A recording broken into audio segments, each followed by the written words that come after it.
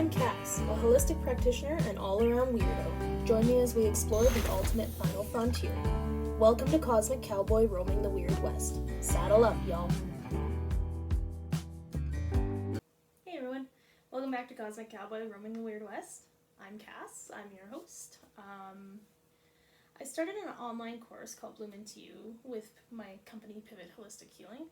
And it's been a really interesting experience because I've gotten a lot of really great feedback from folks who maybe didn't necessarily understand totally what I do, but still joined the course. And it's been a really exciting opportunity to grow my skill set and learn. One of the questions my client had for me was she wanted me to explain the chakra system better. So it's something that we've been using for self-healing within the course. And because it's sort of a system it gets tossed around a lot, but I find a lot of people don't maybe necessarily understand fully what it is. So she just wanted me to give her a bit more of a scientific explanation because she's not really one of those folks like me who's involved with the holistic healing as much or as in-depth as I am. So this started a 2-week journey of snowballing into a ton of research, both in biology, in quantum physics, and psychology, and just learning a whole ton about a system that I realize now I didn't even really know that much about. I know how to use it and perceive the chakras, but the science that exists behind it is actually really quite fascinating. So it was really cool to expand my own knowledge about this, to be able to share it with other people. And I was going to just share it in the course program itself, but I thought it'd be kind of cool to do a full podcast episode about it. So let's get into it. Alright, so chakras originated about 4,000 years ago in India. The evidence for them was found in Vedic texts. So it was practiced in Hindu and Buddhist cultures, but it actually exists, the same system, maybe not by the same name, it actually exists in 97 different cultures worldwide. Every culture has a different name for it, but we know it as chakras just because that's primarily what took off really in the 60s and 70s. Hinduism became a pretty big thing and kind of spanned over into the West then. So it's just kind of been picked up by New Age circles quite a bit and picked up by holistic healers like myself, but there's a lot of different cultural conceptions of it. It also relates to the auric field, which again, evidence for it worldwide, called different things in different cultures. So in India, the auric field is known as prana. In China, it's known as chi. In Jewish Kabbalah, it's called nephesh. I'm sure I'm pronouncing that wrong, but correct me if I'm wrong, please. And the word chakra itself actually comes from Sanskrit, and it means disc or vortex. So if you actually look at a depiction of the chakra system, the chakras run along the spine. And they're actually considered to be little mini whirlpools. In its simplest form, the chakra system is a metric by which we can sort of measure the well-being of the body holistically. And it kind of is an indicator of full spectrum wellness. So when I say holistically, I don't just mean the woo-woo new age stuff. Holistically indicates physical, emotional, mental, spiritual, social, dietary, and energetically. So it's really just a little sample, it's a tiny sample with big indicators for full body health. So these physical locations actually correlate with nerve plexus, also with organs and with endocrine glands, which is pretty neat because new science has been finding where exactly it correlates and how it correlates to the physical being, and we'll actually get into that in a bit here. So essentially how the chakra system works is energy flows from your root chakra on your tailbone up your spine all the way to your crown chakra at the top of your head. So if they're imbalanced, obviously this flow is impacted. It's much like if you think of when you are sitting cross-legged, your legs go numb. That's in your circulatory and nervous system being impacted. So it's very much the same, if you've got an imbalanced chakra, there's lack of energetic flow getting to that area and getting to the associated spaces with that area. There's 7 main chakras, but there's actually documentation for 114. And what's really neat is they also correspond to acupuncture points, so it seems to be that these two systems kind of work hand in hand. So in general, an imbalanced chakra might cause pain or tension in the physical locations. So take your solar plexus, for instance. So it's just below your verbs, but above your belly button. You might experience mid to low back pain, maybe digestive issues, liver issues, stomach issues, that sort of thing. But it's also associated with a lot wider spectrum of aspects. So you might find yourself maybe experiencing procrastination, you might be a narcissist, you may have issues with your ego taking over, or you may even struggle in groups, so like at work or in your family or with your friends. All of these are indicators of a solar plexus imbalance. So it's really like one small area indicating the whole of the body. So there's a lot that actually factors into the wellness of the chakra system. So obviously like diet, exercise, your sort of like mental fitness, but also like traumatic incidents, physical, mental, or emotional, and like generational trauma even can impact these, and your existing emotional state as well. So all living beings have chakras. Obviously, I work primarily with dogs and horses, in addition to humans, but primarily with dogs and horses. And I've actually had personal experience with using the chakra system to aid animals with healing. Like I said, they're a holistic health indicator for the entire body. Prolonged imbalance in these areas actually allows for like disease, illness, mental health issues, and chronic pain to arise. And it's said that an imbalanced chakra will cause you to be drawn towards more of these imbalances in your life to bring awareness to the situation. So going back to that solar plexus example, if you struggle with like work relationships, for instance, you're going to find that you're continually drawn to drama at work and conflict there, and it's sort of just a mirror to your own imbalance within your solar plexus chakra. So obviously research into chakras is limited, but it exists. There's been a big push in quantum physics in the past 2 years that I've found to explore more fringe topics, which has been really cool because we're now getting this sort of framework to conceptualize a lot of these like non-physical aspects to life, whereas before in like simple like relativity, like we really didn't have that framework to work from. So I mentioned the auric field. The chakras in part actually generate the auric or energetic field of the human body, and it's generated really by like nerve function or cellular function as well. So we'll get into that in a little bit. So in the aura, it's actually conceptualized as having seven layers, just like there's 7 chakras. So the first 4 chakras, root, sacral, solar plexus, and heart, are actually thought to make up what's called the etheric body. This is considered to be a blueprint for your body as a whole. What's really interesting is these nerve plexus here in these areas actually coincide with modern research of development in utero. So these nerve plexuses are often the first to form, and they govern sort of how the body is formed in general. And the remaining layers of throat, third eye, and crown are associated with the astral or emotional body, the mental body, and the causal or intuitive body from the crown. The chakras generating the auric field or energetic field, or even EMF, depends on what term you want to use. The chakras generating that field actually corresponds similar to how the Earth's core generates the magnetic field of the Earth. So we're going to break that down a little bit here. You may have learned how the Earth generates the electromagnetic field and how humans kind of generate their own electromagnetic field. A large part of it has to do with the transfer of ions and electrolytes in between cells. You may have learned about this in high school biology, and it's called active transport. We'll get into that a bit later. So most people don't perceive the aura or energetic field of the Earth, but animals actually perceive it, and that's actually how a lot of animals navigate when they migrate. In my opinion, just from my experience and work, I think animals also perceive the electromagnetic field of humans as well. And we can sense it, I think, too. Oftentimes, you'll notice it, like if you get a gut feeling about someone. But I think our senses are dulled often by not actually needing to use them as much, whereas ancients really would have navigated also in that way at certain points in time, prior to, astronomy, basically. I also think that our senses towards EMF have been dulled simply because we are surrounded by artificial EMF 24/7. All of your electronics, your appliances, basically everything in your home generates an EMF. When you're outside, all the cell towers also generate an EMF, so I think it's something that we've just gradually become dulled to. Obviously, the ancients could perceive it, and animals perceive the EMF of humans, but I also think that, like in psychology, there's a term called co-regulation. So that's where if you're having, say, a panic attack, if you're in close proximity or in physical contact with someone who you're very close to, who has a much more calm disposition at the time, it can actually like slow your nervous system functions down and slow your panic attack down. Basically, the EMF of the two people harmonize together to create a less overactive, overstimulated EMF.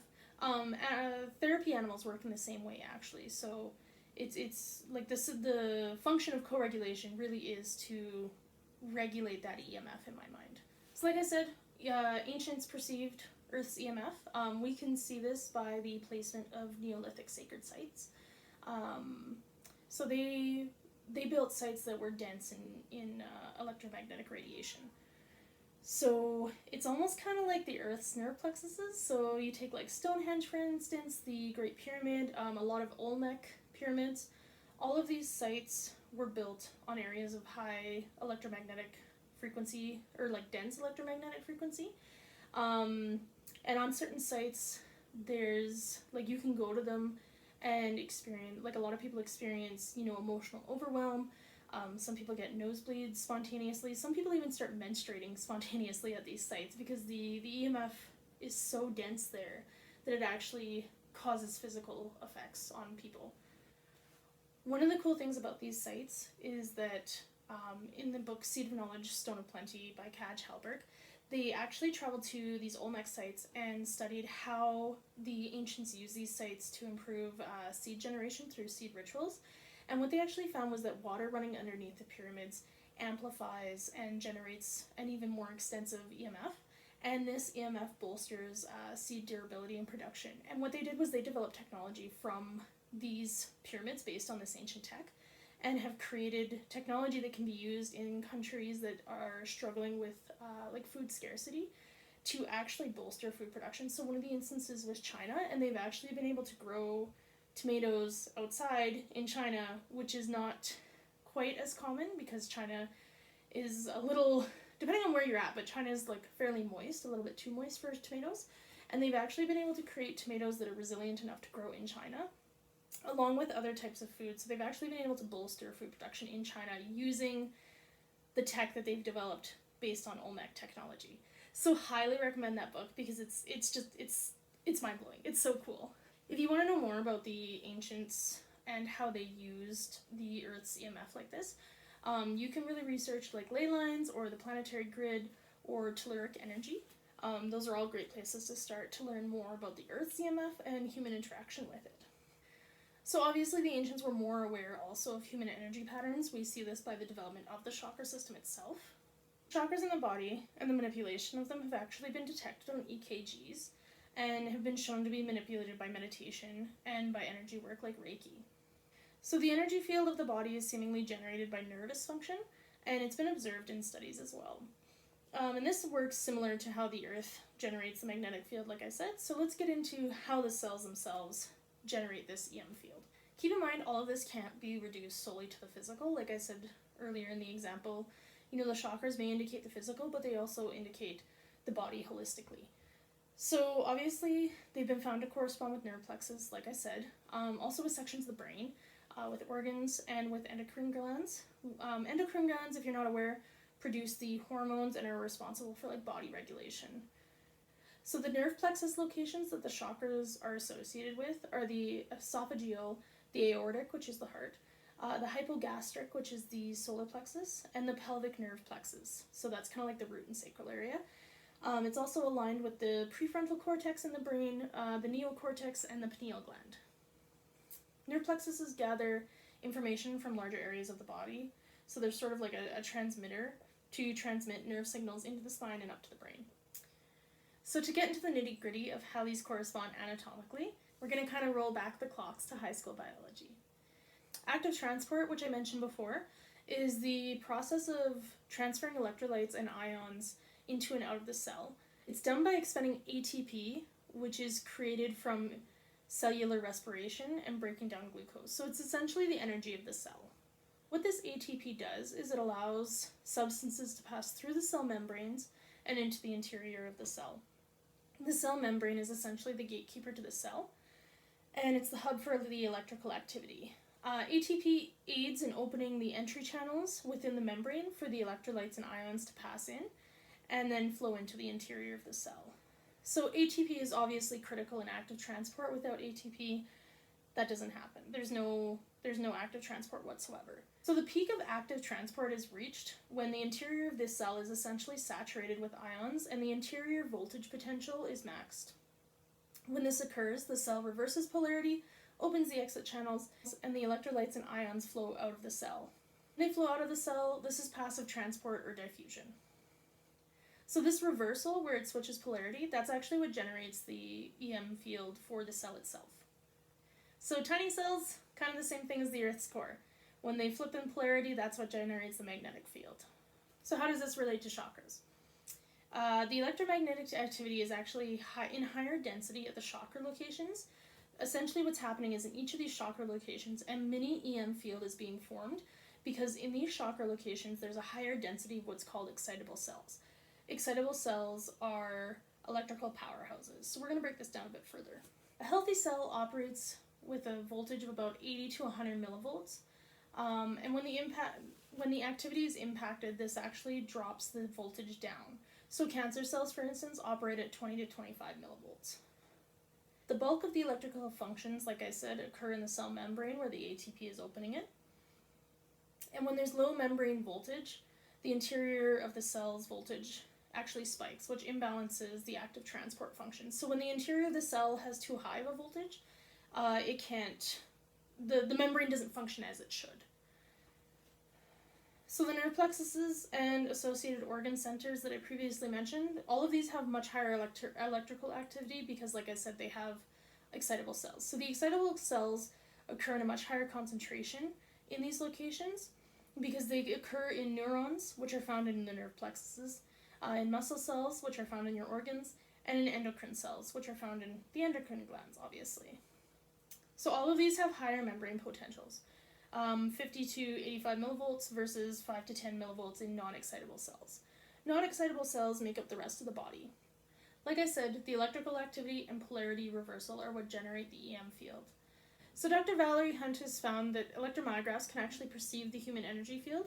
It shows up as below the body's normal frequency range. The normal frequency range is 0 to 250 cycles per second on the electromyograph. But the human EMF is shown to function in smaller amplitude but higher frequency, perceived below the normal frequency range of the body.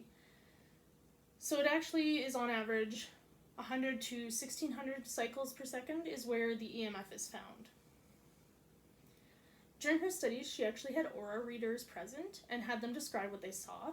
So when they mentioned specific colors, she found that in her data there were specific frequencies associated with each color present in the aura that the readers indicated. What this means is that not only are the chakras, which are the electrical centers, detectable, but the EMF that they're responsible for creating is also detectable both scientifically and by people who are naturally attuned to perceive EMF. So let's get into how energy healing works alongside the chakras. So energy healers and chakra healers can use these perceived colors that they see in the aura and aid in healing. Energetic healing occurs at the cellular level. We're only just beginning to understand how this actually works. But recently it was actually found that energy healers have the same capability of modulating voltage potentials within the cell that a electronic system like a PEMF machine has, and some energy healers are actually able to modulate this voltage potential better than the machines. So when a cell isn't functioning well, like I said, it has low energy or low ATP, and this impacts cellular regeneration and the active transport functions that I mentioned. When cells don't regenerate, this allows for disease and illness to form because cells begin breaking down and not being able to remove waste, which impacts their regeneration. As stated before, cancer cells are known to form when cellular voltage drops from 80 to 100 millivolts to 20 to 25 millivolts. That's a pretty big drop, and that's all due to the fact that there's not enough ATP present to assist in active transport in the cells. So ATP is improved by adding energy, which is what energy workers do.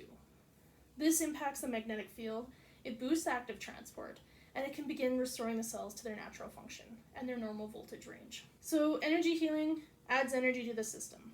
It restores the EMF function, and it encourages active transport. So balanced chakras are critical for this energy flow to continue happening. The locations that they're in generate much of our magnetic field and EM activity and allow for the energy to flow properly within our body and for the cells to continue doing the processes that they need the ATP for. When the ATP is reduced, this reduces the magnetic field generation, which impacts the cellular regeneration, and then illness results.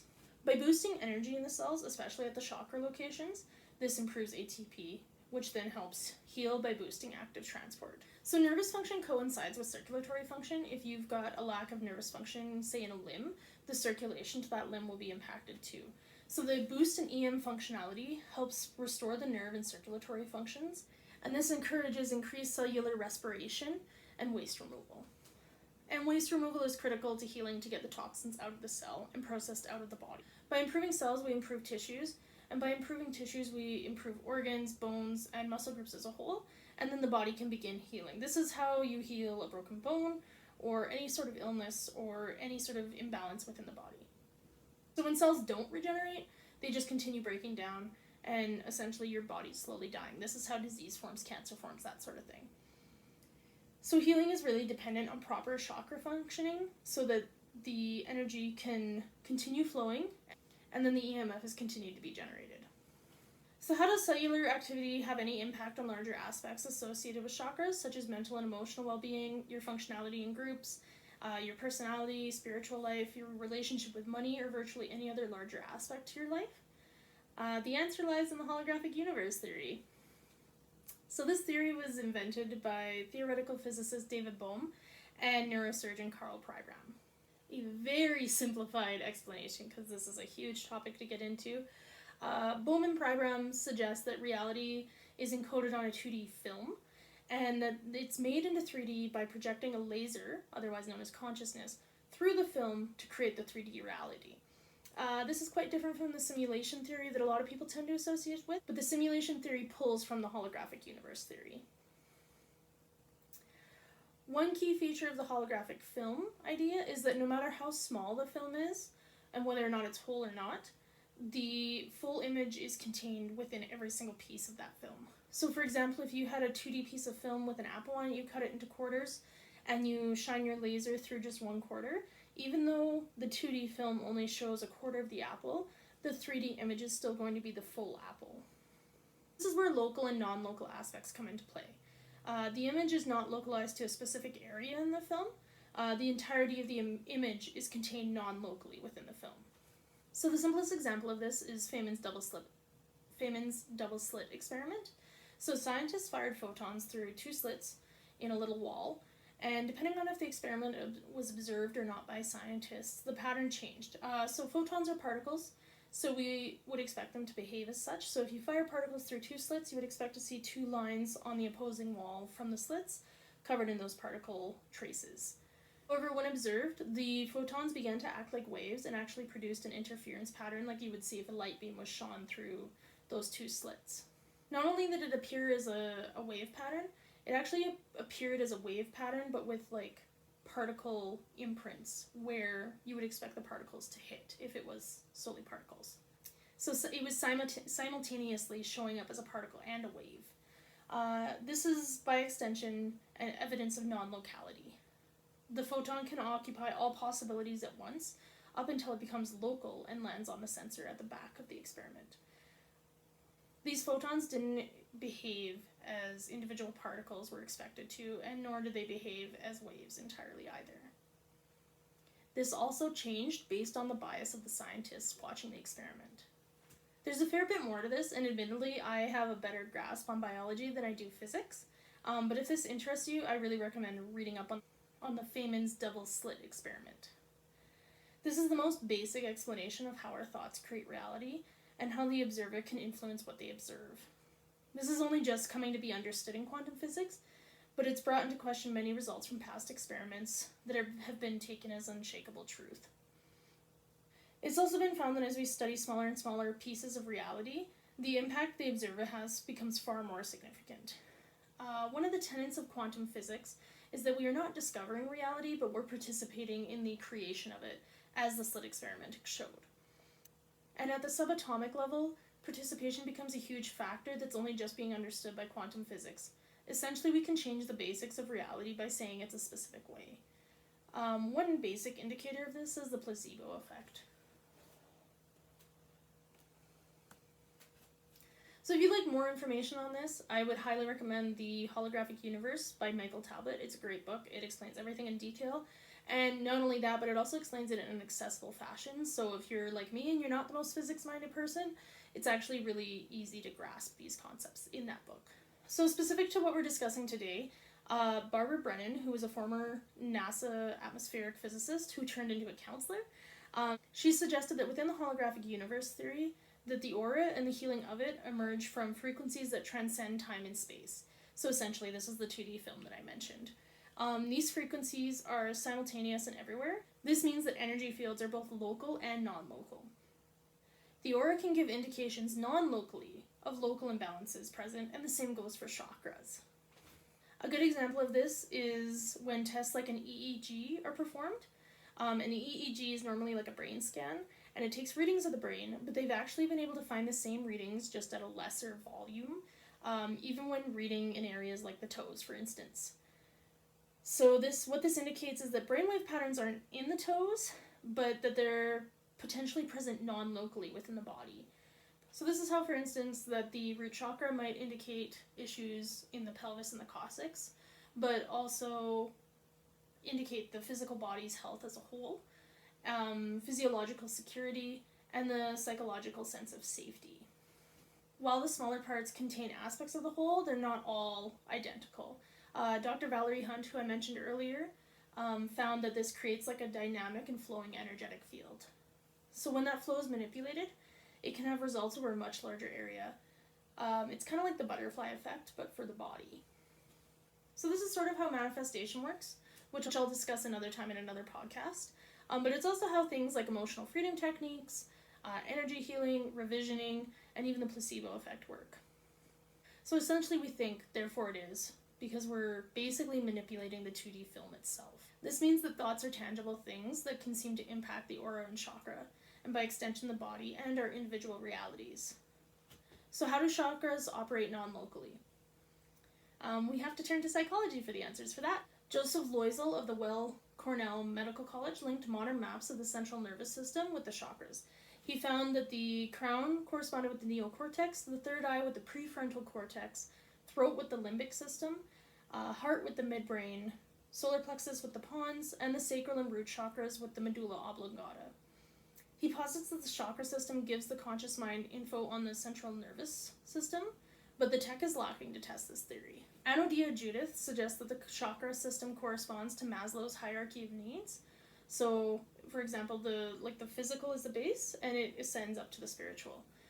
So without the physical needs fulfilled, there's no progression through the pyramid up to the spiritual. So root corresponds to the base level of physiological and safety needs in the pyramid. Sacral and solar plexus chakra correspond to the middle of the pyramid, which is love and belonging. The heart corresponds to esteem, and the throat, third eye, and crown chakras correspond to self-actualization at the top of the pyramid. So essentially what it's suggesting is that the latter three chakras can serve as the non-local indicators of the psychological well-being of the individual. And you might think back to how I explained the levels of the auric field as corresponding with the upper chakras. All of those correspond with self-actualization as well. Anodia Judith also suggests that the chakras are related to Erikson's stages of psychosocial development. These are phases that people move through as they age. So your root and sacral are related to trust and mistrust. Your solar plexus is related to autonomy versus shame. Your heart is related to initiative versus guilt. Your throat and third eye are related to identity versus inferiority. And the crown is related to intimacy versus isolation, generativity versus self-absorption, and integrity versus despair. These ideas suggest how imbalances in the local, for example, the physical locations of the chakras, can actually be indicators of imbalances non-locally, so psychologically. So like I said, animals also have the chakras, and I've worked with them pretty frequently. So what would the latter three chakras really have anything to do with on animals, because we don't necessarily consider them as spiritual beings? I found my work with horses and dogs that animals who are not fully developed and only have their base needs met tend to remain subdued in many ways. They operate primarily on instincts and are focused on base needs alone. So mainly the focus of survival and just being comfortable. They tend to have very little personality, lack of desire for human connection and socialization, and little to no genuine interest in the job they may perform. I often see this with animals who are abused, and even if they're given like the food and water and shelter that they need, but they're not treated well, that's often when I see these kind of like tuned out animals where they're really just not there, they're just kind of doing their own thing. Whereas a fully developed animal, it almost gives you the sense of personhood in a way. They have distinct and unique personalities. They like to engage with humans. Often they do so in ways similar to human social behaviors. And they also tend to have a bit of a conception of how humans communicate. So these are animals that tend to understand complex vocal cues as well. They also seem to be conscious of their humans' emotions and appear to experience complex emotions of their own. They're also potentially opinionated and dedicated to the job that they have. So a lot of animals that I've worked with like this, imbalances often arise when they don't like the work that they're doing, which is, you wouldn't think of that from an animal, but it's something that I work with quite commonly. You almost get the sense that there's a sort of spark to them, or, like I said, personhood. In my own life, I rescued a dog who was abused and left outside, and really, she had food, she had water, and sometimes shelter, and that was it. And when we got her, she wasn't interested at all in humans. She didn't really understand human speech. She was more fearful than anything, and really, like, even her eyes just looked kind of dull. And we got her when she was 12. And over the course of the year that we had her before she passed, you really saw that personality come out and blossom. And anyone who's had an animal that's a rescue that was abused will probably understand what I'm talking about, because it's really like they're internal to themselves. They do not socialize and conceptualize humans as beings that they can be social with. And once you start allowing animals to express themselves and communicate and teach them how to communicate, you see a whole different side to them. So obviously animal science is currently lacking in this area. Honestly, animal science is kind of lacking in most areas, especially with horses. There's not as many studies as I would hope out there about a lot of stuff. But we're learning more and more about animal psychology each year, and I'm eager to see where it takes us, because I feel like this will be something that is explored eventually. So some neuroscience theories, explored in the Holographic Universe book, suggest that consciousness, memory, and other neurological functions are stored non-locally. It makes sense that animals could potentially have access to these non-local aspects, especially if their chakras are cultivated to help them sort of tune in more in depth. So the chakras are traditionally associated with specific aspects of being. These are as follows. So the root tends to be associated with physiological effects, the physical body itself, survival and stability, grounding, and for me specifically in my own practice, I tend to associate the root chakra with circulation, skeletal structure, and seasonal cycles. For the sacral chakra, it's often associated with emotional health, sexuality, self-worth, creativity, motivation. I personally associate it with the sexual organs and hormones, as well as reproduction.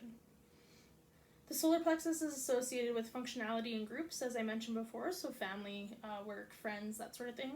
Also with willpower, self-confidence, and I associate this specifically with the digestive system, especially the liver. The heart is the connection to source, so the universe, God, whatever you want to conceptualize it as. It's also associated with love, compassion, trust, passion. In my work, I associate it with the connection to nature and animals, and the heart muscle itself, but also destiny. The throat tends to be associated with inspiration, your true self and your voice and that expression of yourself. The thyroid, speaking truth clearly, and I associate it with the respiratory system and anxiety. The third eye indicates intelligence, intuition, insight, self-knowledge. The pineal gland, vision of the future, focus on goals and spiritual development.